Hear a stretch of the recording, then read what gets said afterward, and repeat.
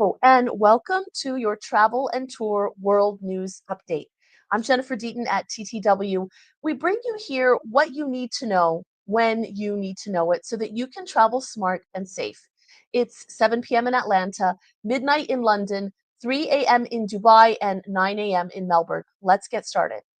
The UK is preparing to join destinations like Greece, Japan, Mexico, and the United States in introducing a new tourist tax aimed at funding infrastructure upgrades and improving visitor experiences. Supporters of the move say what it offers is protection from over tourism, as well as the maintenance of historic sites. While critics, on the other hand, the detractors, warn it might put off budget travelers. For details on how much it will cost and where the funds will go, please see our complete article online at travelandtourworld.com. And it's not just Europe looking at new ways to raise tourism revenue. Across the Caribbean, countries like Mexico, Costa Rica, Jamaica, and Barbados, so we're looking at the Caribbean and Central and South America as well, are hiking tourist taxes. Some, like Dominica and St. Lucia, are also tightening citizenship by investment programs, which have become super popular. Officials say it's about sustainable growth, but travelers should expect higher costs on future trips. And speaking of Costa Rica, one of the region's most beloved ecotourism hubs is facing a very different problem. Costa Rica's post pandemic surge in American visitors is slowing. This comes as new US tariffs and economic uncertainty are pushing up travel costs. Tour operators are already reporting softer demand heading into the fall and winter high season. For more details on the tariffs and what this means for travelers, head to travelandtourworld.com, please. But while Costa Rica cools, other parts of Latin America are in fact heating up. Colombia, Brazil, Chile, Argentina, and Bolivia are boosting tourism through new events, improved connectivity, and expanded hotel offerings, just to name some of the key points. Colombia's colorful festivals, as an example, Brazil's iconic beaches, and Argentina's wine country are proving especially popular with summer travelers from Europe and North America.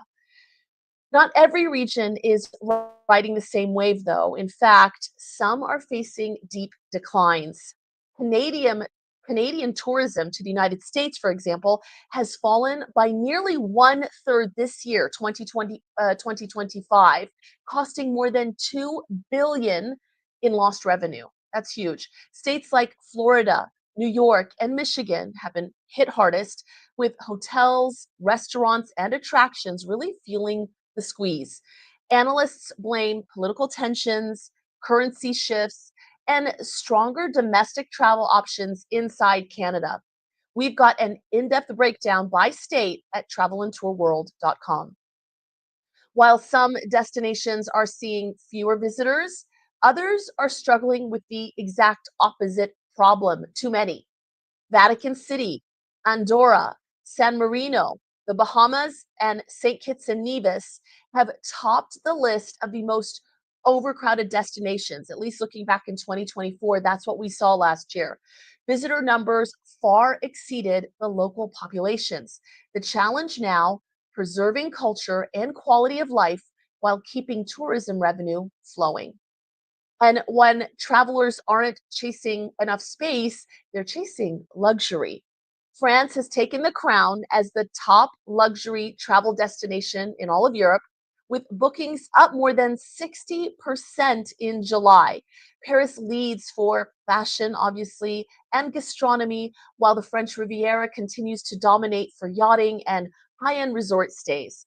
But even luxury travelers cannot escape flight disruptions, and Canada saw a major round of them this week. More than 35 flights were canceled altogether across major Canadian airports. This included services by Air Canada, Lufthansa, Cathay Pacific, United, Singapore, and Thai Airways. The cancellations came as 10,000 Air Canada flight attendants continue tense contract talks.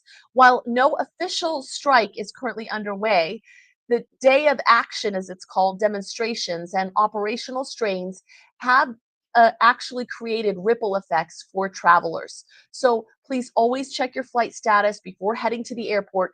We've actually posted a full list of impacted flights at travelandtourworld.com just so you won't miss a beat. That's it for today's update. For more details on any of these stories and the latest travel news to help you plan smarter and travel safer, please visit us again at travelandtourworld.com. We've got so many good details, so many great feature pieces. I'm Jennifer Deaton. Thank you so much for joining us. And as always, safe travels.